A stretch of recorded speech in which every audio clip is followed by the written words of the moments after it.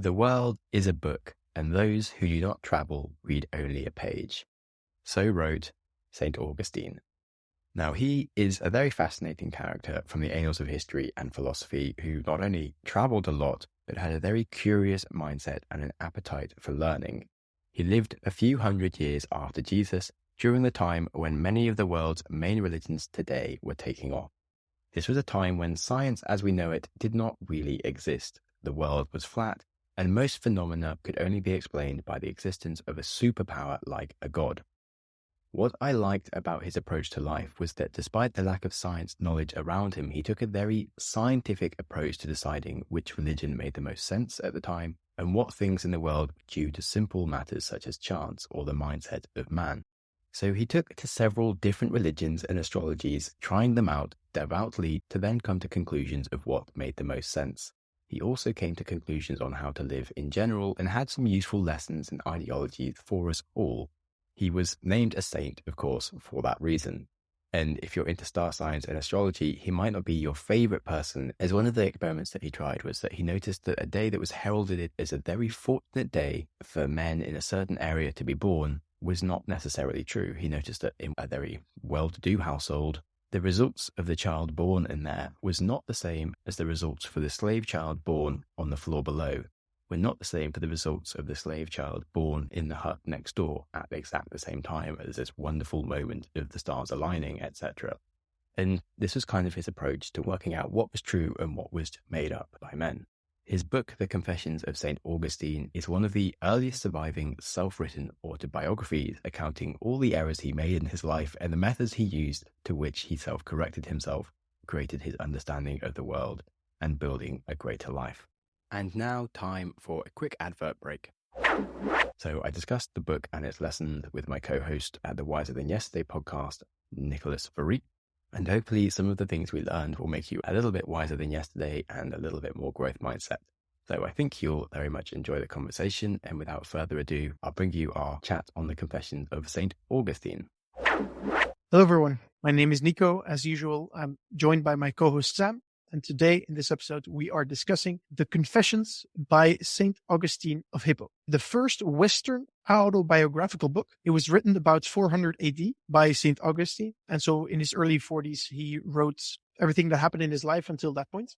It is very pious. So that's something to keep in mind. He was very, very religious when he wrote it. That's a common theme in the whole book. Yeah, and he was kind of doing it because he'd just been elected to take over the bishop because he'd been following other religions up to then. He sort of felt a bit like unsecure in his space, so he wanted to write a book explaining why he was so religious and why he'd now become this religious person. So it's a little bit over the top with like just how great God is and why like he's so sorry for like other ways that he thought about God and stuff. And it gets a little bit in the way of trying to read the other points he's making.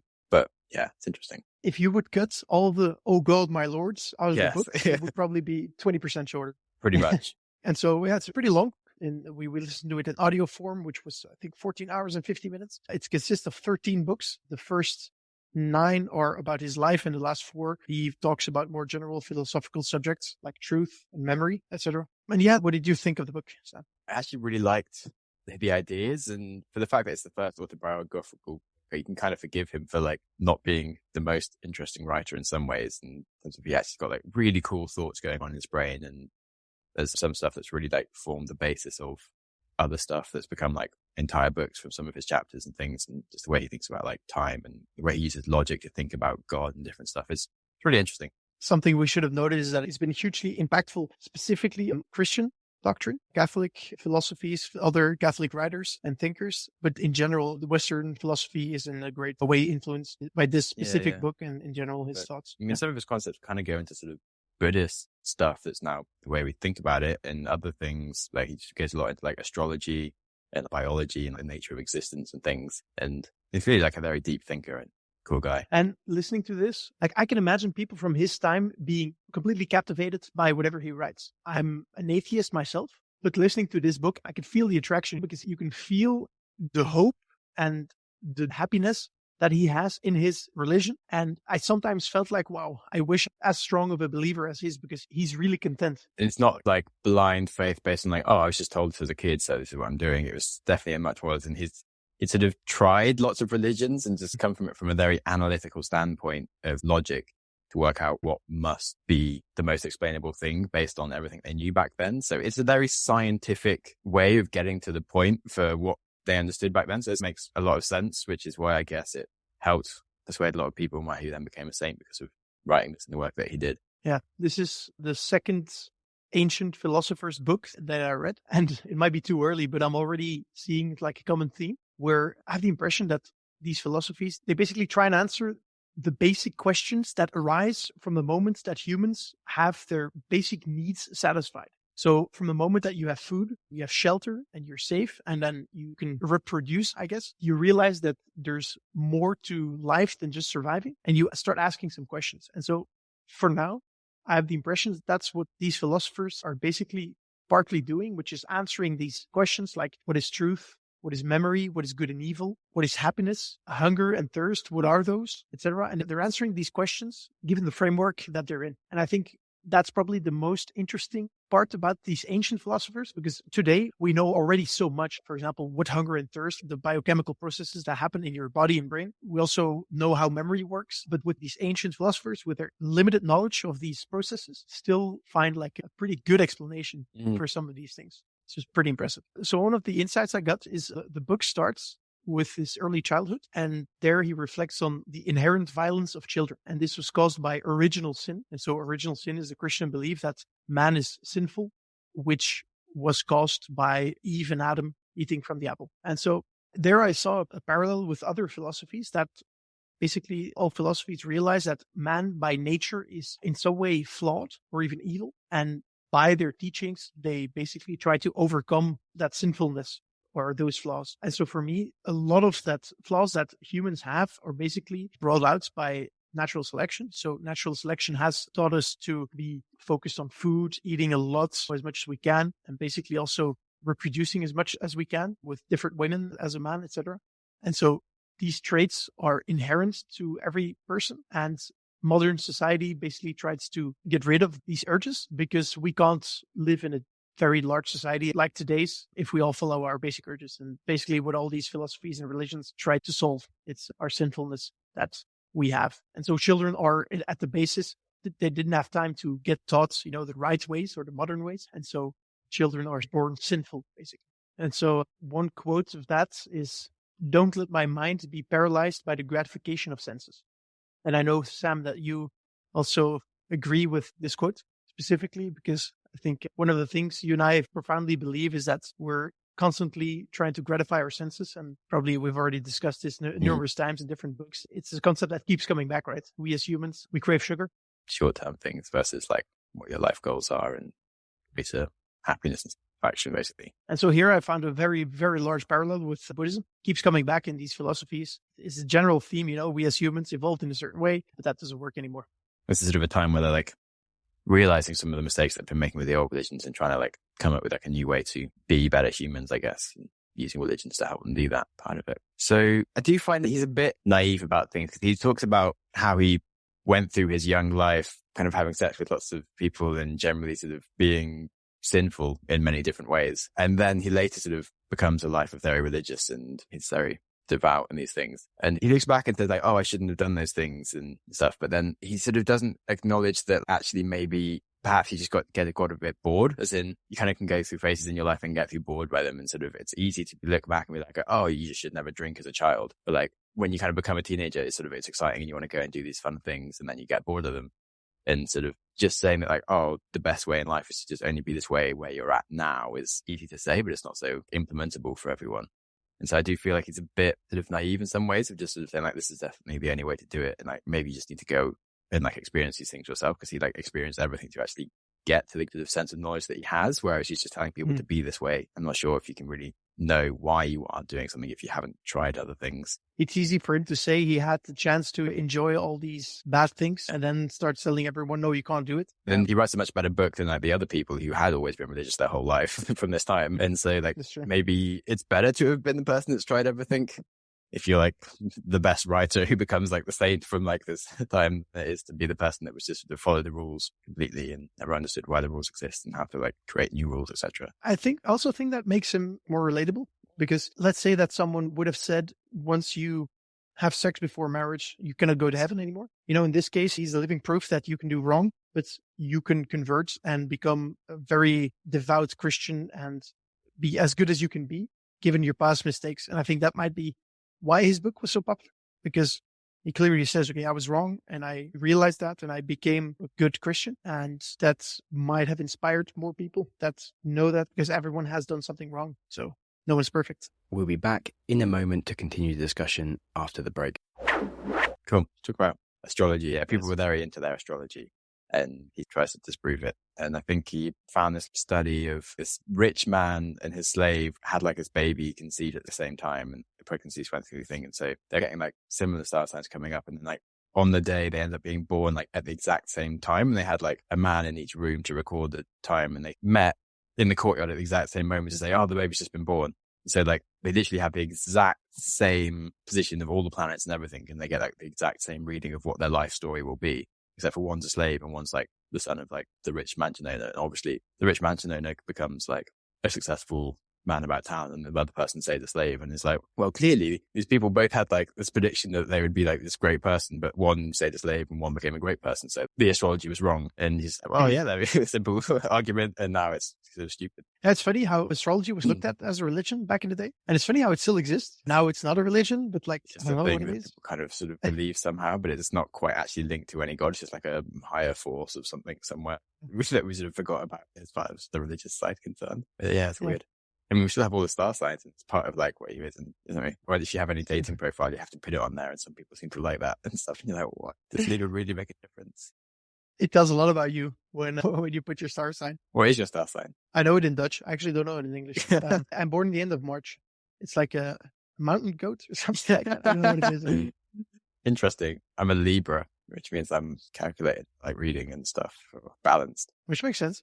Another interesting part of the book was in the beginning, he talks about when he was a teenager, he went into the orchard of his neighbors and he stole a pear. And so he reflects upon his deed and he says, like, I wasn't hungry, and the pear that he stole wasn't even as good as the pear that he had at his home. And so he basically stole something for the purpose of stealing. And he says that the reason he did it was because he was with others. So if he was alone, he would have never stolen that pear because he didn't have any reason. But because he was with others, they did it together. And this made me think of the elephant in the brain, where basically it's like virtue signaling. When you're with others, you're going to commit like small crimes to show to the other. One, you show that you're trustworthy, and the other, you like bind yourself to that person. And so you're like tightening your bond basically. And I was talking about this with a friend, and he referred to, going out and partying and getting really drunk. It can create a pretty strong bond really fast. Like if you go out with someone and if you get drunk, if you do stupid stuff, afterwards, your bond is going to be way closer. Yeah, and it seems something very similar where you're just doing wrong stuff together, which creates a bond.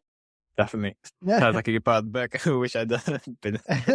It was in the beginning after you basically got your mind to get a structure of the book, etc. I don't know if it always has to be doing stupid things. I guess there's something in nature about like when you're a kid, as in, all your friends from when you're young that you can kind of play fight with still and stuff. Whereas sort of if you meet someone when you're older, you just don't do that kind of thing. But it's definitely sort of more bonding. That's true. And it takes a long time to kind of be able to do that with like a sort of adult person that you meet now. Although I don't really play fight anymore, but only with my sister, my youngest sister. It's nice. Okay, good. This is a thing that comes up in like Taleb in terms of learning and stuff, because he talks about babies and how they learn a language just purely out of curiosity, because they're just interested in what's going on in the world and they want to like decode it, and they become fluent so quickly and stuff. And he says like being forced to learn things isn't really helpful. You should follow what you're curious in and define where you take your interests, which is very much what the celeb sort of talks about in his things. And people shouldn't be having jobs. People shouldn't be like formal educational degrees. They should just follow what they're interested in and just define like what their life is, which is interesting because he spent a lot of his time being a teacher and starting schools. And you're like, what's going on with that, mate? Yeah, maybe all the students are like really passionate and come out of their own interests. True. But it's sort of definitely points you to kind of think about how you can be more curious and do the things that sort of more interest you, and that you get a lot more from anything that you try to learn when you are interested. Because of certainly like when we go to university, you maybe are interested in your subject, hopefully, but you go because you feel you have to go to university. Whereas if you go later when you're like 30 or something, I'm pretty sure we both get quite a lot out of doing a philosophy degree right now or something, because we'd be like, fuck yeah, this is so cool. Whereas back then, if someone told me I had to do philosophy for a degree, I'd be like, Jesus, why would I do this stupid degree that's so pointless as a 20-year-old? That's completely right. It's kind of ironic. So Taleb says that procrastination is your mind or your soul telling you you shouldn't do something, which I have a problem with, I think, because if I would only be doing what I want to do, I'd be playing video games all day, basically. Sometimes I have to force myself to do productive stuff or not do what I want to do. Do you still play video games much? Yeah. All right. Still, yeah. I thought you sort of watched some still. I try to limit it, but some days I just dive into it with my friends. Cool. Which ones do you play? I play Warzone right now, Call of Duty. All right. Yeah, I've heard that's pretty good lately. Yeah. Anyway, but one other point I would like to make on that. So they're saying that you should only do what interests your mind. But then if I had done that, I would have never been able to finish this book. That's for sure. One final quote I'd like to touch upon. It's grant me chastity and continence, but not yet.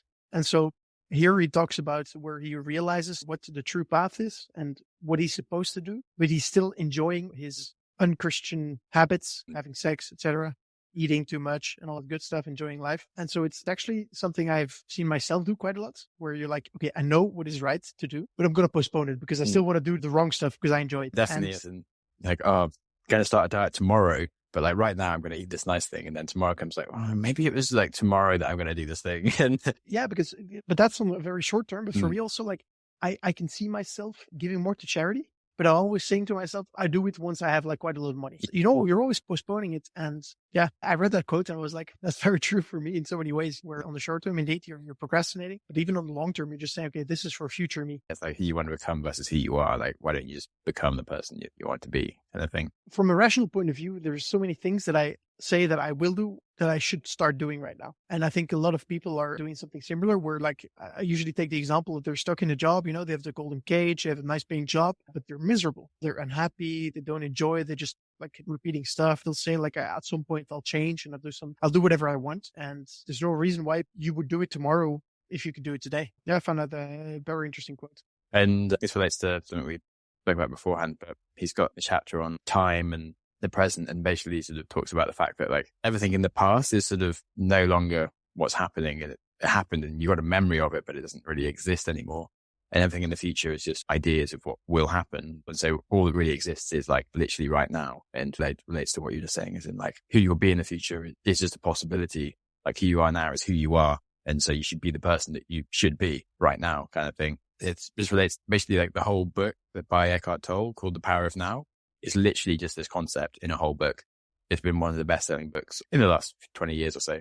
And it is a really good book. I'd recommend it. But it's literally just this concept that he talks about for like one chapter and thinks clearly very deeply on, and must have had lots of thoughts. He's a really cool guy. Like to be thinking about this stuff 2,000 years ago, it's pretty fun. And that's where the whole ideas come from. But like it's just wrapped up in the rest of this book, which can be confusing at times. And I like the way he thinks about memory and stuff. He talks about if you eat food, you start to digest it in your stomach, but you still like bring it back up. It's like a physical thing. It doesn't go anywhere.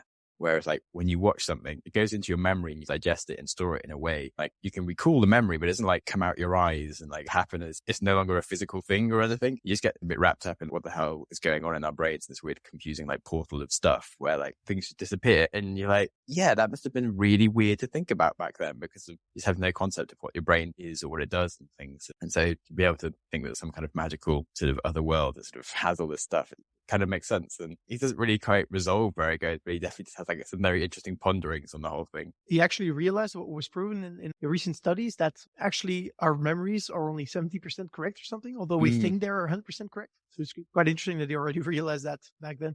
Yeah, so it was really interesting to observe like the kind of things that we try to think about on the deep philosophical level, as you'd already outlined, but from the standpoint of not having all the information that we now have today. So with so many more questions. But just sort of structuring like well-reasoned science, kind of like how like Nicholas Taleb talks about in his books of sometimes we have explanations for things of a moment, but it might not actually be the true explanation. You just need to look at the fundamental principle of like, okay, if you lift heavy things, you get bigger muscles. Like how it actually works, that the action doesn't always matter if you know that that's what happens. And they kind of go a bit more for like, okay, they're never going to know how something works, but what's the fundamental principle behind? Okay, I can remember stuff, but like, sometimes my memory isn't even right in these kind of things. All right, cool. That rounds up this episode. Thanks to Nico for providing some intellectual curiosity to bounce around with as we dissected the Confessions of St. Augustine. Hope you learned a few things, as did we, and that you feel satisfied enough to leave perhaps a positive rating on one of the players such as Spotify, YouTube, Apple, Any comments are very much appreciated, or feel welcome to send some feedback or questions to me at growthmindsetpodcast@gmail.com. Feedback is, of course, how we improve, and I would love to build a better podcast for whatever you are interested in over the coming year. Now, remember that life is about enjoying yourself, and that does not mean putting it off behind some future goals where eventually you might be happy. That is a false promise. So whatever it is you need to do to enjoy yourself, it needs to start being done today. So please be kind to yourself. And whilst you're at it, be kind to someone else too. And remember that, as St. Augustine said, it was pride that changed angels into devils. It is humility that makes men as angels. And as it's Christmas, you might want to behave a bit more like an angel. So be a little bit humble and full of humility, please. Take it easy. And on that, Merry Christmas.